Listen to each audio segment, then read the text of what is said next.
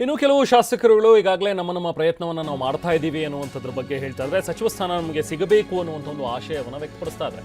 ಸಚಿವ ಸ್ಥಾನಕ್ಕಾಗಿ ಪ್ರಾಮಾಣಿಕ ಪ್ರಯತ್ನ ನಾನು ಮಾಡಿದ್ದೀನಿ ಅಂತ ಹೇಳಿ ಕೆಆರ್ಎಸ್ನಲ್ಲಿ ಶಾಸಕ ರಮೇಶ್ ಬಂಡಿಸಿದ್ದೇಗೌಡ ಅವರು ಹೇಳಿದ್ದಾರೆ.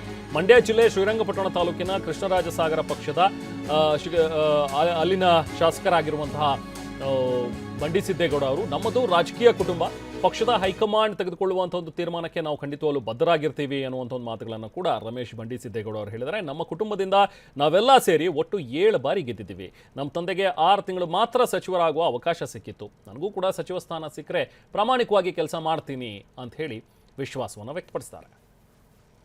ನನ್ನ ಪ್ರಯತ್ನ ಪ್ರಾಮಾಣಿಕವಾದ ಪ್ರಯತ್ನ ಮಾಡ್ತಾ ಇದ್ದೇನೆ. ನಮ್ಮ ಪಕ್ಷದ ನಾಯಕರುಗಳು, ಪಕ್ಷದ ಹೈಕಮಾಂಡ್ ಏನು ತೀರ್ಮಾನ ಆಗ್ತದೆ ಅದಕ್ಕೆ ಬದ್ಧವಾಗಿದ್ದೇನೆ. ನಾನು ಸಹ ನಮ್ಮ 3ನೇ ಬಾರಿ ಚುನಾವಣೆ ಮಾಡಿ 3ನೇ ಬಾರಿ ಚುನಾವಣೆಯಲ್ಲಿ ಗೆದ್ದಿದ್ದೀನಿ. ನಮ್ಮ ಕುಟುಂಬದಲ್ಲಿ 7 ಬಾರಿ ಗೆದ್ದಿದ್ದೀವಿ. ನಮ್ಮ ತಂದೆಯವ್ರು ಬಿಟ್ಟರೆ 83ರಲ್ಲಿ ಬಿಟ್ಟರೆ ನಮ್ಮ ತಾಯಿಯವರು 3 ಚುನಾವಣೆ ಗೆದ್ದರು. ನಮ್ಮ ತಂದೆಯವರು 2 ಚುನಾವಣೆ ಗೆದ್ದರು.